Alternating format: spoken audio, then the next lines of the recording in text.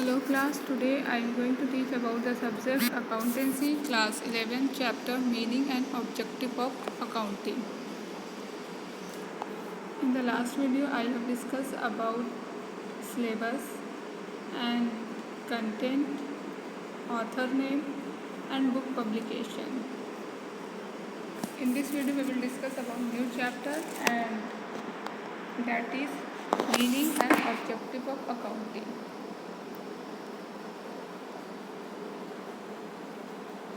Before starting this chapter, we should inform about something that is very important for your understanding of this chapter. Financial year, that is a financial year. Financial year, it means the year in which all the transactions are conducted. Need for accounting, need for accounting कि accounting की जो है इसकी need क्या थी, क्या objective था, ये सारी चीज़ हम पढ़ेंगे। इसमें क्या क्या चीज़ कवर करेंगे, नीड्स पढ़ेंगे, मीनिंग एंड डिफिनेशन है, कैरेक्टरिस्टिक्स है, ऑब्जेक्टिव है, फंक्शंस है, एडवांटेजेस है, लिमिटेशन है। फिर उसके बाद book keeping, accounting and accountancy, इन तीनों में डिफरेंस क्या है, types of branches of accounting, accounting as a source of information, user of accounting information and qualitative characteristic of accounting information. Last is the role of accounting. This chapter is very important for those students who opt this stream firstly. It means that कि वो उनका 10th में जो है वो दूसरे stream से थे, वो कॉमर्स नहीं पढ़े, मैथ्स लिए, अदर सब्जेक्ट लिए, तो उनके लिए अगर उन्होंने अकाउंट सब्जेक्ट कॉमर्स स्ट्रीम लिया तो उनके लिए चैप्टर बहुत ही इम्पोर्टेंट है, क्योंकि बेसिक है, इसमें सारी चीज़ जानना है। उसके बाद हमारा नेक्स्ट स्टेप इसका अपवर्ड होगा। तो अकाउंटिंग की नीड क्या है या अकाउंटिंग है क्या, पहले हम ये समझाएंगे कि इस सारी चीज़ों की ज़रूरत क्यों पड़ी। कॉमर्स जो कि पूरी तरह से रिलेट है हमारे बिजनेस पर, पूरी तरह से जो भी हम पढ़ रहे हैं इसमें कॉमर्स में कुछ भी चीज़ पढ़ेंगे वो रिलेटेड है बिज़नेस से। अब हम लोग जानते हैं बिज़नेस कई तरह के होते हैं, कुछ सीजनल बिज़नेस होते हैं, लॉन्ग टर्म होते हैं जो लंबे टाइम के लिए चलते हैं, कुछ बहुत शॉर्ट टर्म के लिए बिज़नेस होते हैं जो 2 महीना, 3 महीना, 6 महीना, 1 साल, मिनिमम 1 साल तक। शॉर्ट टर्म मतलब मिनिमम 1 साल तक वो बिज़नेस चलता है। तो शॉर्ट टर्म बिज़नेस है, लॉन्ग टर्म बिज़नेस है, तो कई तरह के बिज़नेस होते हैं। अब हर एक बिज़नेस को कौन करता है, एक बिज़नेसमैन करता है। अब हर एक बिज़नेसमैन बिज़नेस को करने के लिए वो कैपिटल क्या होता है, पैसा इन्वेस्ट करेगा, मनी इन्वेस्ट करेगा। उसके पास जितनी भी चीज़ होगी, कैपिटल होगा, मनी होगा, वो इन्वेस्ट करेगा। दूसरी चीज़ उसके पास अगर लैंड है और अपना बिज़नेस उसको करना है, लैंड उसके पास मौजूद है तो उस लैंड का यूज़ करते हुए वो बिज़नेस करेगा। तो जितनी भी चीज़ उसके पास अवेलेबल होगी उन सारे चीज़ों को यूज़ करेगा। मतलब इट मीन्स डैट उस मनी को इन्वेस्ट करेगा, कैपिटल इन्वेस्ट करेगा, और खुद की भी लॉजिक भी वो इस्तेमाल करेगा, क्योंकि बिज़नेस ऐसे नहीं होता है। बिज़नेस में लॉजिक चाहिए, एक ऑब्जेक्टिव चाहिए कि हम बिज़नेस किस फॉर्म में कर रहे हैं, हमारा ऑब्जेक्टिव क्या है। ऑब्जेक्टिव हर एक बिज़नेस का एक ही होता है, प्रॉफिट को अर्न करना। अब इस ऑब्जेक्टिव को अचीव करने के लिए वो क्या करेगा, बहुत सारे प्लानिंग करेगा कि हमें किस टाइप का बिज़नेस करना चाहिए, मेरे पास कितने कैपिटल है और किस जगह करना चाहिए, किस पर्सन के लिए करना चाहिए। तो सारी चीज़ जो वो प्री डिटरमाइंड करके बिज़नेस स्टार्ट करता है। अब जब उसने बिज़नेस स्टार्ट कर दिया, पैसा उसने लगाया, साल भर उसने पैसा इन्वेस्ट किया, इन्वेस्ट करने के बाद एक टाइम ऐसा आएगा कि वो कैलकुलेट करेगा कि कितना उसको प्रॉफिट हुआ और कितना उसको लॉस हुआ। तो वो कैसे पता चलेगा कि इसको प्रॉफिट हो रहा है या लॉस हो रहा है। तो हर एक बिजनेसमैन एक अपना ईयर फिक्स करते हैं, जिसको बोला गया फाइनेंशियल ईयर। क्या बोला गया है, फाइनेंशियल ईयर। फाइनेंशियल ईयर क्या होता है, फाइनेंशियल, इसको हम FY से भी लिख सकते हैं। फाइनेंशियल ईयर 2 तरह के ईयर होते हैं, एक कैलेंडर ईयर होता है और दूसरा होता है फाइनेंशियल। कैलेंडर ईयर जिस ईयर का हम लोग यूज़ करते हैं 1 January to 31 December, that is a calendar year. ये जो है इसका यूज़ अलग होता है। जैसे हम लोग जनवरी, फरवरी, मार्च, अप्रैल, फाइनेंशियल ईयर क्या होता है, वो ईयर होता है जो स्टार्ट होता है 1 अप्रैल टू 31 मार्च। अब 1 अप्रैल, अब आप लोग उसको याद कैसे करेंगे? आप लोगों को स्कूल खुलता है कब? 1 अप्रैल को, और 31 मार्च तक में, मार्च के एंड तक में आप लोगों को फाइनल एग्ज़ाम होकर के जो है सेशन ख़त्म हो जाता है। तो वो क्या होगा, एक स्कूल के लिए फाइनेंशियल ईयर हो जाता है। कैलेंडर ईयर क्या होता है, जो कि हमारे कैलेंडर में मौजूद होता है। 1 जनवरी 2021, 2022, that is a calendar year. इसके लास्ट वीडियो में एक मिस्टेक हो गई थी, वहाँ पे हमने फाइनेंशियल ईयर बोल दिया था 1 March two 31 April, that is a wrong. यहाँ पे करेक्शन कर रही हूँ, तो इसको थोड़ा सा ध्यान में दीजिएगा कि वहाँ पे बाय मिस्टेक वो जो है 31 अप्रैल बोला था, 1 मार्च बोला था। तो that is not a right is financial year start with 1 April to 31 March. Financial year क्या होता है, जिस ईयर से वो पैसा, हर एक बिजनेसमैन जो है, हर एक ऑर्गेनाइजेशन अपना एक ईयर इस्टेब्लिश करती है, एक पार्टिकुलर ईयर लेके चलती है। उस ईयर को कहा जाता है फाइनेंशियल ईयर। और इस ईयर के अंदर वो कैलकुलेट करती है कि उसको एक साल में उसने कितना पैसा इन्वेस्ट किया, मनी को क्या इन्वेस्ट किया, अब कितना उसको प्रॉफिट, उस इन्वेस्ट से प्रॉफिट हुआ या लॉस हुआ। तो वो इस चीज़ को कैलकुलेट करती है एक पार्टिकुलर ईयर में। जैसे अब हम लोग इस ईयर को ले रहे हैं 2021, तो 2021 का फाइनेंशियल ईयर कब स्टार्ट होगा? 2021 का फाइनेंशियल ईयर तो वो 1 अप्रैल 2020, ये ख़त्म कब होगा? And with 31 March 2021, that is the financial year of any particular business. तो हर एक ऑर्गेनाइजेशन एक फाइनेंशियल ईयर में अपने सारे अकाउंटिंग रिकॉर्ड्स को, अपने सारे प्रोसेस को, कितना उसने ट्रांजैक्शन किया, कितना उसने पैसा इन्वेस्ट किया, मनी इन्वेस्ट किया, और उसने क्या चीज़ खरीदी ऑर्गेनाइजेशन के लिए। जैसे कोई बिज़नेस कर रहा है थोड़ा लॉन्ग टर्म, लंबे टाइम के लिए, उसने बहुत बड़ी बड़ी मशीन खरीदी, फिर उसके बाद उसने लैंड खरीदा उस बिज़नेस के लिए, उसने अपने एम्प्लॉयज़ को खर्च दिया सैलरी के फॉर्म में, कमीशन दिया हमारे डीलर्स को। तो ये सारी चीज़ वो रिकॉर्ड करती है। अब उसको उससे रिटर्न क्या मिल रहा है, वो उसका इनकम हो जाता है। जितना वो खर्च करेगा वो इसका एक्सपेंस होगा। जितना उसको उस एक्सपेंस को खर्च करने के बाद जो रिटर्न मिल रहा है in form of more than the expenses, that is a income, वो इनकम को भी रिकॉर्ड करता है। तो एक पार्टिकुलर ईयर में उसने कितना पैसा खर्च किया, कितना अमाउंट उसने इन्वेस्ट किया, कितना उसको रिटर्न हुआ, eight the end of the 31 मार्च 2021 को वो पूरी चीज़ को लिखता रहेगा। साल भर वो लिखता रहेगा कि हाँ, एक दिन आज मंडे है, 6 जुलाई मंथ है और 2021 है, तो इसमें हमने इतना इतना खर्च किया। फिर उसके दूसरे दिन 13 डेट को ये हुआ, 14 जुलाई को हमने ये किया, इतना हमने पैसा इस जगह इन्वेस्ट किया, यहाँ से हमको उस दिन रिटर्न आया। तो ये सारी चीज़ हर एक एक दिन का जो भी ट्रांजैक्शन वो एक दिन में कर रहा है, वो उसको पूरे साल भर लिखता रहेगा। प्रॉफिट होगा उसको भी लिखना है, उसको लॉस होगा उसको भी लिखेगा। तो इससे क्या होगा, जब वो 31 मार्च को वो पूरा ऑल ओवर चेक करेगा, तो उसको पता चलेगा कि हाँ, अब हम पूरे साल भर में हम प्रॉफिट की तरफ गए या हमको इतना लॉस हुआ। तो इसी को कहा गया फाइनेंशियल ईयर। और अकाउंटिंग की नीड्स क्यों होती है? पहले भी लोग बिज़नेस करते थे, पहले भी जब ये अकाउंटिंग का इन्वेंशन नहीं हुआ था, पहले भी लोग बिज़नेस करते थे और वो लोग भी रिकॉर्ड करते थे हर एक चीज़ कि हाँ, उन्होंने खर्च किया। मगर अकाउंटिंग हमको क्या बताता है, एक प्रोसेस बताता है कि किस हिसाब से हमको रिकॉर्ड करना है, किस हिसाब से हमको अपना काम करना है, जिससे कि एकदम एक्यूरेट फिगर आ जाए, कोई भी लिमिटेशन ना हो, कोई भी रॉन्गनेस ना हो, एरर ना हो हमारे पूरे फाइनेंशियल ईयर में। और ट्रू एकदम फेयर इंफॉर्मेशन हमारे जो भी इससे इंटरेस्टेड लोग हो, चाहे वो मैनेजर हो, एम्प्लॉयज़ हो, या कोई हमारे आउटसाइडर हो, जैसे हम लोग कस्टमर्स हैं, या कोई बैंक इंफॉर्मेशन हो, बैंकिंग इंस्टीट्यूशंस हो, तो उनको सही इन्फॉर्मेशन मिल जाए, इसीलिए अकाउंटिंग का यूज़ किया जाता है। अब आप लोग समझ में आ गया होगा नीड फॉर अकाउंटिंग की नीड्स क्या। At the end of the every year all the business man want to know, हर एक बिजनेसमैन क्या है वो जानना चाहते हैं how much they have gain and loss during the year, कि कितना उन्होंने गेन किया और कितना वो लॉस कर रहे हैं एक पर्टिकुलर ईयर में।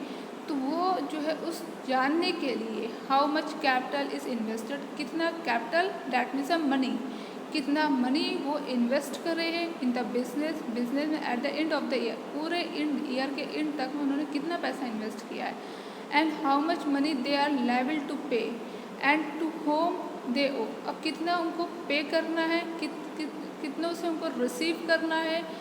तो ये सारे इंफॉर्मेशन एक ऑर्डर में उसको मेंटेन किया जाता है, कंप्लीट एक सिस्टमेटिक रिकॉर्ड बनाना हर एक ट्रांजैक्शन का एक पार्टिकुलर ईयर में। तो ये हमारा काम अकाउंटिंग करता है, by keeping a complete a systematic record. ये बहुत इंपॉर्टेंट है, जब हम लोग अकाउंटिंग करते हैं तो उसका एक रिकॉर्ड करने का एक स्टेप होता है। जैसे अब हम आप लोगों को एक काम दे दें कि आप लोगों को ये चीज़ रिकॉर्ड करना है, तो डे बाय डे जो आप लोग क्लास पे करते आ रहे हैं, जो आप डे बाय डे अपने घर में करते हैं, you have to record everything. तो आप क्या करेंगे, एक डायरी बनाएंगे, उस डायरी में हर चीज़ रिकॉर्ड करेंगे। आज हमने एक सुबह से लेकर के शाम तक, मॉर्निंग से लेकर इवनिंग तक हमने अपना पैसा कहाँ इन्वेस्ट किया, कितना टाइम हमने किस चीज़ में इन्वेस्ट किया है, कितना हमने मोबाइल में, कितना हमने पढ़ाई में किया, कितना हमने घूमने में किया, कितना हमने टीवी देखने में किया, कितना हमने खाने में किया, और उसका रिटर्न क्या मिला कि हाँ हमने पढ़ाई में किया। तो वो तो आप लोगों के लिए एक इनकम के फॉर्म में आ जाएगी। जो आप लोगों ने घूमने में किया या अदर चीज़ों में किया तो वो आप लोगों के एक तरह से एक्सपेंस है जिसका कोई रिटर्न नहीं मिलेगा, एक पर्सनल लाइफ से रिलेट करके बता रहे हैं। तो इसी तरह से हर एक बिजनेसमैन वो हर एक चीज़ को रिकॉर्ड करता है। आप लोगों ने किया एकदम अपने हिसाब से कर लिया, कोई भी इसमें रूल रेगुलेशंस नहीं, कुछ भी नहीं, अपने मन से किया, एक दिन में ये किया, दूसरे दिन ये किया, पूरे महीने में हमने ये किया।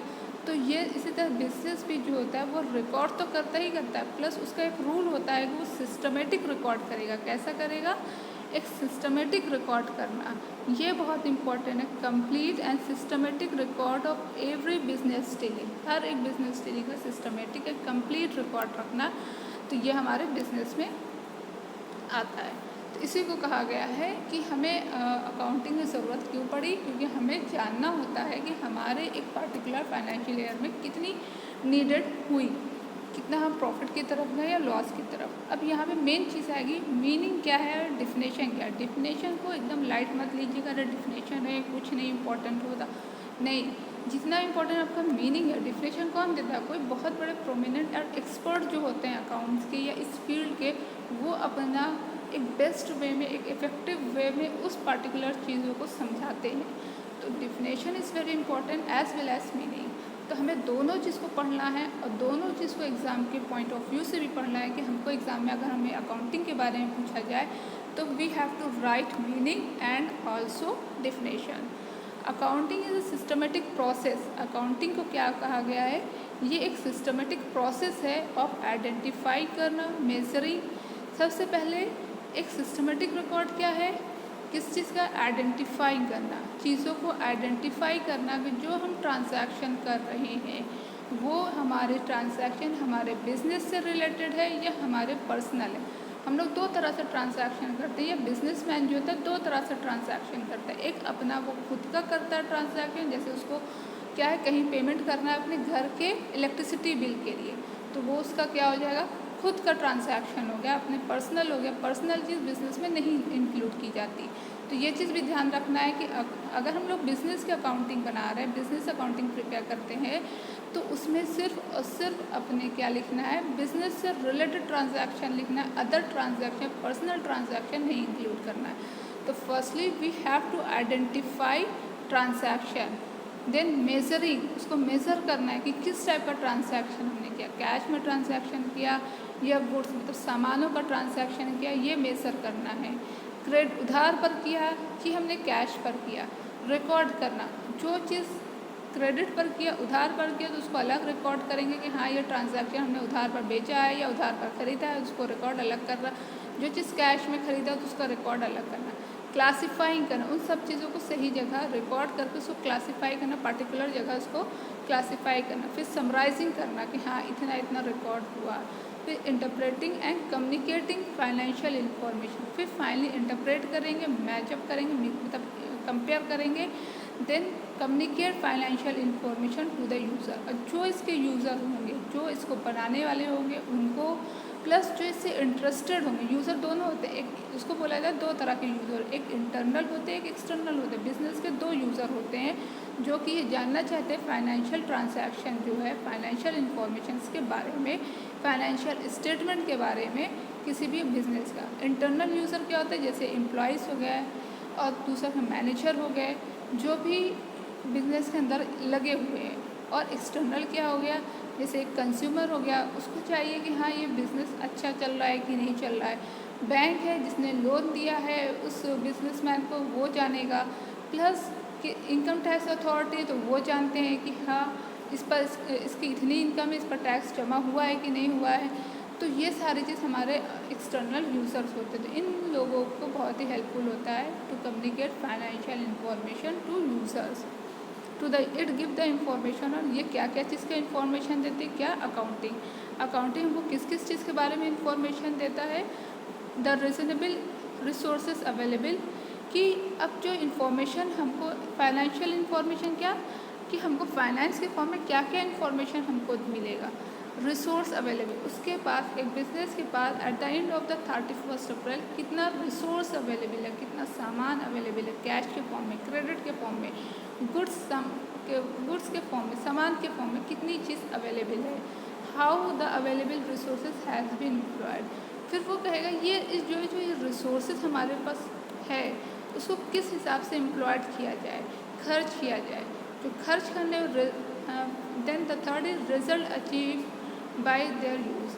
फिर जो हमने इस रिसोर्स का, जैसे कि हमें बिजनेस स्टार्ट करना है, तो बिजनेस स्टार्ट करने के लिए हमारे पास क्या होना चाहिए, capital, that is a money होना चाहिए, लैंड होना चाहिए, इस काम को करने के लिए पर्सन होना चाहिए जो कि लेबर जिसको बोला जाता है, लेबर होना चाहिए। इन सब चीज़ों को डील करने के लिए एक पर्सन होना चाहिए जिसको बोला जाता है एंटरप्रेन्योर क्या होते हैं, एक पर्सन होते हैं जो कि इन सारे चीज़ों का यूज़ करते हैं। कितना कैपिटल हमको यूज़ करना है, कितने लैंड पर यूज़ करना है, कितने हमको लेबर चाहिए इस काम को करने के लिए। तो ये सारी चीज़ क्या होती है, एक ऑर्गेनाइजेशन के लिए रिसोर्स हो जाती है। सेकंड क्या है, इस रिसोर्स को कैसे हम लगाएं, किस जगह लगाएं, मतलब कैपिटल हम कहाँ इन्वेस्ट करें, कितना हमको लैंड चाहिए इस चीज़ को करने के लिए, कितने हमको लेबर की रिक्वायरमेंट इस पर्टिकुलर बिजनेस को करने के लिए। थर्ड क्या, result achieve by the use. अब इन सारी चीज़ों को इन्वेस्ट कर दिया, अब देखेंगे रिजल्ट क्या आता है कि हमने जो इन्वेस्ट किया है, जो लैंड लगाया, जो लेबर को वेजेस दिए हैं, जो कैपिटल इन्वेस्ट किया है, तो उसका रिजल्ट क्या आ रहा है। It show the profit earn और loss during any particular during the accounting period. तो ये हमको शो करता है, जब एंड होगा, जब रिजल्ट चेक करेंगे तो पता चलेगा हाँ प्रॉफिट हुआ है, नहीं लॉस हो गया है, हमको कहाँ पे गलती हुई है, क्या है, सारी चीज़। तो accounting period, value and nature of assets, कि अब ये चीज़ एक पार्टिकुलर अकाउंटिंग पीरियड में, accounting period that is a financial year ही बोला गया है। तो अकाउंटिंग पीरियड क्या होता है, फाइनेंशियल ईयर। तो उस फाइनेंशियल ईयर में उसको प्रॉफिट हो रहा है, प्रॉफिट उसने अर्न किया है या लॉस को उसने सफ़र किया है। तो इस चीज़ों को value and nature of the asset, उसके बाद कितना मतलब वैल्यू और नेचर, मतलब उस जो असेट क्या होता है, एक सामान होता है, जैसे गुड्स एक असेट होती है, उसी तरह से गुड्स का भी दूसरा नाम असेट बोला गया। अभी आप लोग धीमे धीमे समझेंगे कि असेट्स क्या होते हैं, गुड्स क्या होते हैं। तो पहले अभी ये समझना है असेट्स और गुड्स क्या होते हैं, सेम ही होते हैं। तो कितना असेट्स है, कितना उसको यूज़ करना है, कितना लायबिलिटीज़ क्या होती है, ये उधार होता है। तो उसके पास कितना लायबिलिटीज़ है। ओनर्स इक्विटी, ओनर्स क्या है, जो बिज़नेस को चलाने वाला है, वो इक्विटी जो उसका पैसा है, डैट इज़ अ कैपिटल। तो ये सारी चीज़ों को वो करेगा। The sins accounting is a medium of communication, it is called a language of business. अगर ये पूछा जाए कि लैंग्वेज ऑफ बिजनेस क्या है, या अकाउंटिंग किस मेथड से कम्युनिकेट किया जाता है, तो अकाउंटिंग क्या होता है, वो बिज़नेस की लैंग्वेज है जो कि हर एक लोग जो नहीं समझ पाएंगे। जैसे अब हम एक साइंस स्ट्रीम के बच्चों को हम पूछे लायबिलिटीज़ क्या है, असेट्स क्या है, या कैपिटल क्या है, इक्विटी क्या है, तो वो नहीं बता पाएंगे। वो सिर्फ और सिर्फ इसको वही बता पाएगा जो कि बिज़नेस की लैंग्वेज को पढ़े, जो बिज़नेस उसने किया हो, जो जिस पर्सन ने ये इस पढ़ाई को किया, तो वही समझ पाएगा। तो अकाउंटिंग क्या होता है, एक मीडियम है कम्युनिकेशन की to, it is called the language of business. I hope you can understand very well about the meaning. क्या समझा आप लोगों ने? मीनिंग पढ़ा है। अब लास्ट इसके बाद हम लोग डिफिनेशन पढ़ेंगे। डिफिनेशन देखो हर लोगों ने अपनी अपनी दी है, मगर सबसे बेस्ट और अच्छी American institute of certified public accountancy. उन्होंने क्या कहा है, अकाउंटिंग क्या है, एक आर्ट है, एक कला है जो रिकॉर्ड करता है, क्लासिफाई करना, समराइजिंग करना एक सिग्निफिकेंट मैनर में। कैसा मैनर होना चाहिए? एक सिग्निफिकेंट मतलब बेस्ट मैनर होना चाहिए। और किस में रिकॉर्ड करना चाहिए? In term of money. ये बहुत इंपॉर्टेंट चीज़ है। जितनी भी चीज़ हम रिकॉर्ड करेंगे वो मनी के टर्म में हो। ये नहीं कि अपनी पर्सनल चीज़ और अपना जो मनी के टर्म में नहीं, फीलिंग्स, बिहेव, ये सारी चीज़ नहीं रिकॉर्ड करना है। इसका कोई मनी के टर्म में कोई भी इवेंट नहीं होता। तो जो मनी के टर्म में और transaction event of which are in the part of at least a financial character interpreting the result thereof. तो ये क्या होगा, ये हमारे American institute of certificate public accountant उनकी डिफिनेशन है। तो you should focus on this. इसी तरह दो और है, तो इसको भी आप लोग अच्छे से समझ लीजिए। ये नेक्स्ट वीडियो में समझाएंगे। You have any doubt you can ask me question. Thank you.